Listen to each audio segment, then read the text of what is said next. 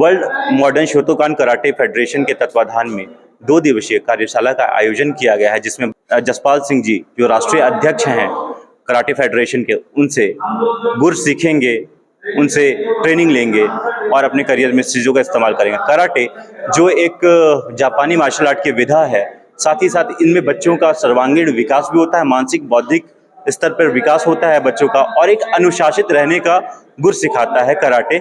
इसी तत्वाधान में हम जुड़ेंगे कुछ लोगों से और बातचीत करेंगे कि ये जो आयोजन है 2 दिवसीय आयोजन, इस आयोजन का क्या उद्देश्य है, बच्चों को क्या सिखाने की कोशिश की जा रही है और किस तरह से वो इस कार्यशाला को कर रहे हैं।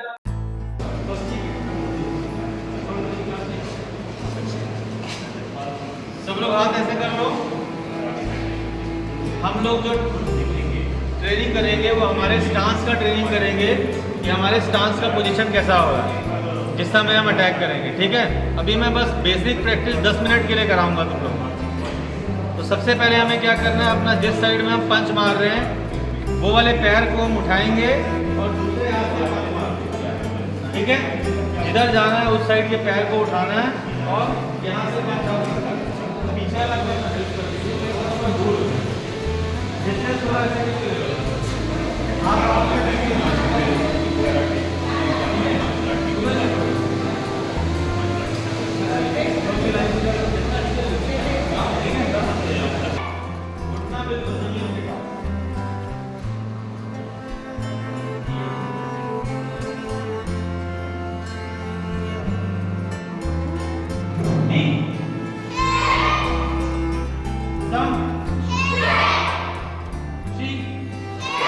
हमारे साथ कराटे के राष्ट्रीय फेडरेशन के अध्यक्ष जसपाल सिंह जी जुड़े हुए हैं।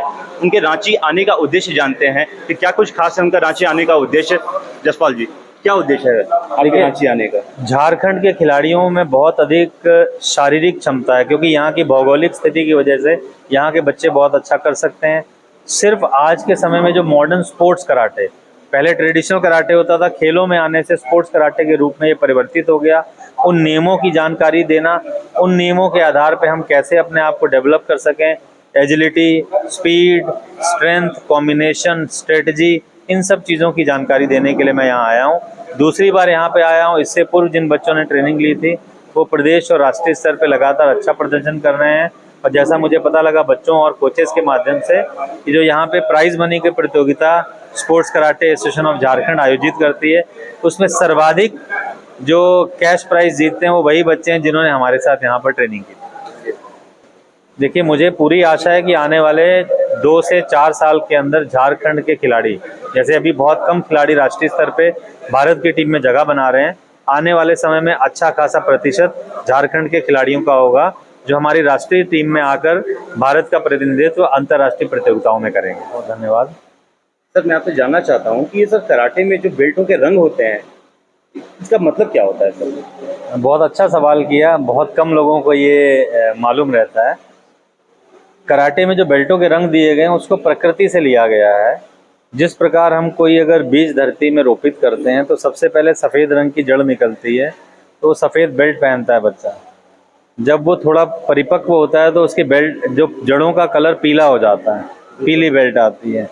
फिर वो आसमान की तरफ बढ़ना चाहता है, आसमानी नीले रंग की बेल्ट आ जाती है।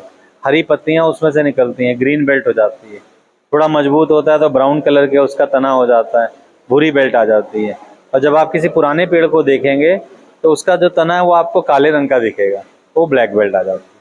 तो इसी प्रकार ये रैंक है, इसी सीरीज में आगे बढ़े। सर, इसी तत्वाधान में सर आपसे ये जानना चाहेंगे कि सर ये जो प्रतियोगिताएं होती हैं, इस प्रतियोगिताओं में तो चोट भी लगते होंगे बच्चों को, तो चोटों से कैसे बचाव करे बच्चे? देखिए, सबसे पहली चीज़ मैं आपको बताना चाहता हूँ, हॉकी, फुटबॉल, एथलेटिक जैसे खेलों में भी चोट लगती है, क्योंकि ये कॉम्बैट गेम है। इस कॉम्बैट गेम में हमारा माइंडसेट होता है कि हमें बचाना है, और बच्चों की ट्रेनिंग इस प्रकार होती है कि उनको चोट ना लगे।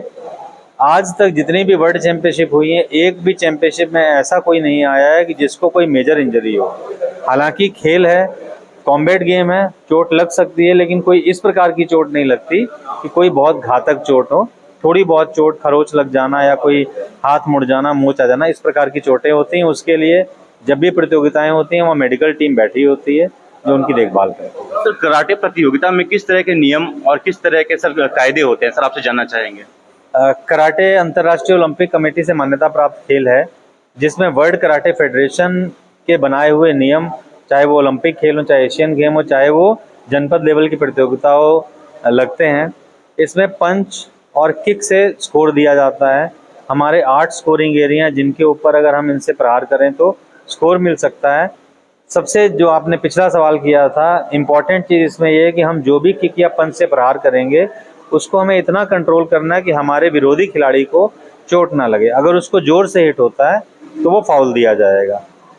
पंच से अगर हम अटैक करते हैं तो 1 पॉइंट मिलता है, किक से अगर धड़ के ऊपर अटैक करते हैं तो 2 पॉइंट मिलते हैं, फेस पे अटैक करते हैं तो 3 पॉइंट मिलता है। सर कराटे सीखने के लिए क्या आवश्यक गुण होने चाहिए। देखिए, हमारे अंदर जज्बा होना चाहिए, सबसे बड़ी चीज़ है जज्बा और जुनून। अगर ये हमारे अंदर है तो हम कुछ भी कर सकते हैं। और बाकी जब कोई भी व्यक्ति आता है, कराटे जब इजाद हुआ तो ये शुरू इसलिए हुआ था जो कद में छोटे हैं, जिनके अंदर शरीर में ताकत कम है, उनको ये डेवलप किया जाए। लेकिन आज के समय में सभी लोग खेलते हैं, तो इम्पॉर्टेंट चीज़ है कि हमारे अंदर जज्बा, जुनून और एक डेडिकेशन होना चाहिए। उसके बाद बाकी चीज़ें ट्रेनर पे छोड़ दी।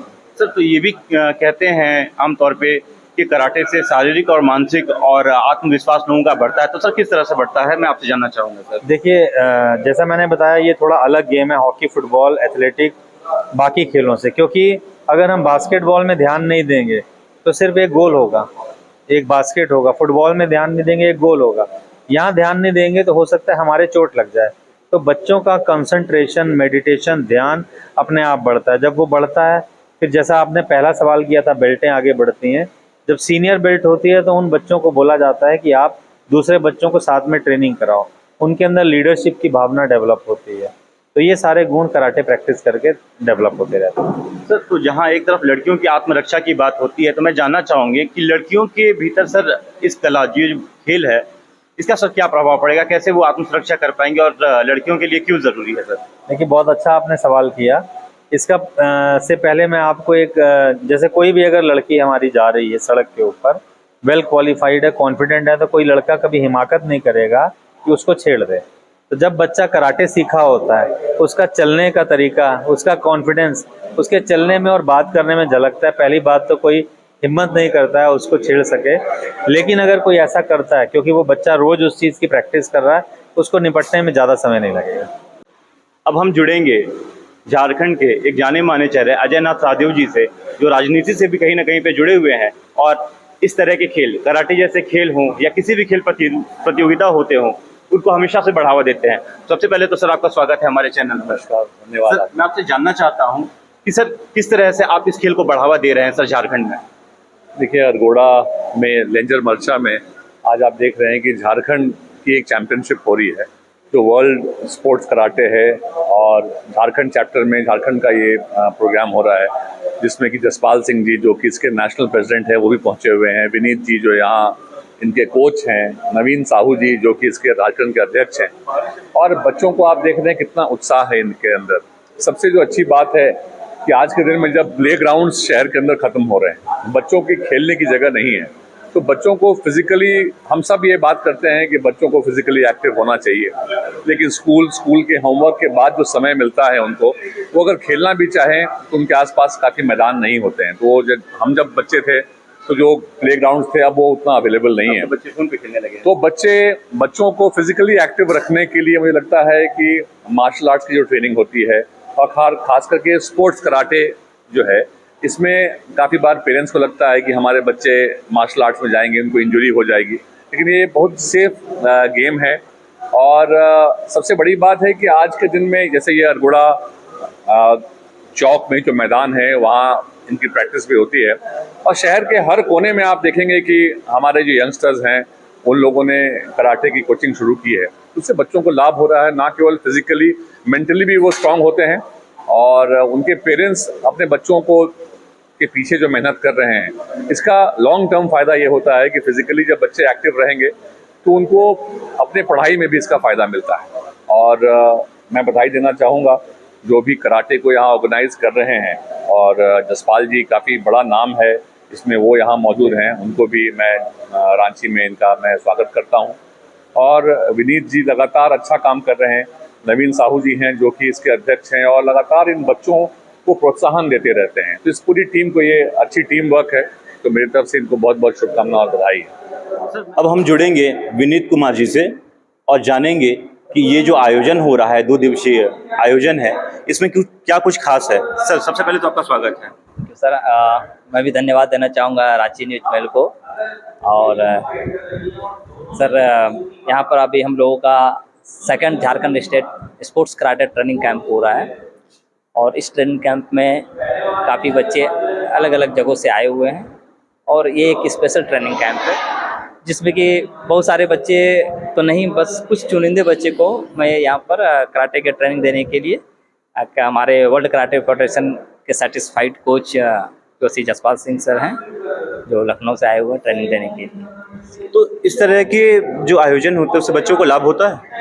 सर ये तो लाभ के लिए ही सर को बुलाया गया है, क्योंकि क्या है सर कि जो एडवांस ट्रेनिंग होती है सर, क्योंकि ट्रेनिंग तो नॉर्मली हम लोग भी देते हैं सर कि कराटे की ट्रेनिंग तो ज़्यादातर मुझे लगता है कि ज़्यादा से ज़्यादा जितने भी कोचेज है सभी ट्रेनिंग देते हैं, बट सर को बुलाने का रीज़न ये होता है सर कि ये एक वर्ल्ड लेवल के ट्रेनर हुआ। तो आप तो स्टेट फेडरेशन को मतलब रिप्रेजेंट भी करते हैं। जी, जी, जी। तो बच्चों को आप भी सिखाते हैं जी, मैं और ये मास्टर क्लासेस हैं एक तरह से। जी, ये मैं मास्टर क्लासेस कह सकता हूँ कि इसमें जो ट्रेनिंग होगा वो बिल्कुल एडवांस होता है। मतलब कह सकते हैं कि ये जो लेटेस्ट ट्रेनिंग जो होती है ना वो अपग्रेडेशन इसको हम कह सकते हैं कि जो पहले की ट्रेनिंग है उससे ये अपडेट होता है और इससे क्या होगा कि बच्चों में थोड़ा इम्प्रूवमेंट इसकी प्रैक्टिस को लेकर होगा और सर एक अपना अनुभव भी शेयर करते हैं और हम लोग भी सर के ट्रेनिंग को देखकर हम लोग भी कुछ सीखते हैं। इवन हम लोग भी कभी कभी ट्रेनिंग करते हैं, बट अभी तो मैं ऑर्गेनाइज कर रहा हूँ तो मैं कर नहीं पाता, लेकिन सर की जो ट्रेनिंग किसी अदर जब नेशनल लेवल की ट्रेनिंग कहीं पर लगाते हैं कैंप तो उसमें सारे इंस्ट्रक्टर भी हम लोग जाकर ट्रेनिंग करते हैं। जी जी धन्यवाद। अब हम जुड़ेंगे कुछ बच्चों से और जानेंगे कि क्या कुछ खास इस कार्यशाला में बच्चों के लिए। बेटा आपका नाम? मेरा नाम आयुर्धा बैनर्जी है। आप कब से सीख रही हैं कराटे यहाँ पे?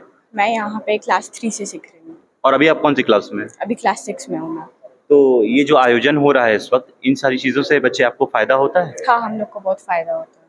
आपने कोई मतलब ऐसे कोई टूर्नामेंट वगैरह कोई गेम भी खेला है आपने? हाँ, खेला है, डिस्ट्रिक्ट खेला है और स्टेट खेला है। डिस्ट्रिक्ट और स्टेट दोनों ही खेला है आपने? आदित्य। आप कौन सी क्लास में पढ़ते हैं? हम 5A में पढ़ते हैं। कब से सीख रहे हैं बेटा कराटे? हो गया 5-6 साल। 5-6 साल से कराटे सीख रहे हैं। कोई टूर्नामेंट खेला है आपने? हाँ। कौन सा टूर्नामेंट खेला? डिस्ट्रिक्ट खेल चुके हैं। डिस्ट्रिक्ट खेल चुके हैं आप। बेटा सबसे पहले तो आपका नाम जानना चाहेंगे। आपका नाम क्या है बेटा? शौर्य सिंह। सौची, आप कब से कराटे सीख रहे हैं बेटा? 1 साल से। 1 साल से सीख रहे हैं। आप काफ़ी छोटे हैं तो आपको दिक्कत नहीं होती है? नहीं। और कोई गेम खेलने का इरादा है? कोई टूर्नामेंट भविष्य में जो खेलने का इरादा हो? कोई ऐसा टूर्नामेंट जो खेलने की इच्छा हो, जो आपके सीनियर्स खेलते हो, क्योंकि आप काफ़ी छोटे हैं तो आपकी भी इच्छा होती होगी कि मैं कुछ टूर्नामेंट खेलूं, वैसी कोई इच्छा? अभी नहीं। अभी नहीं।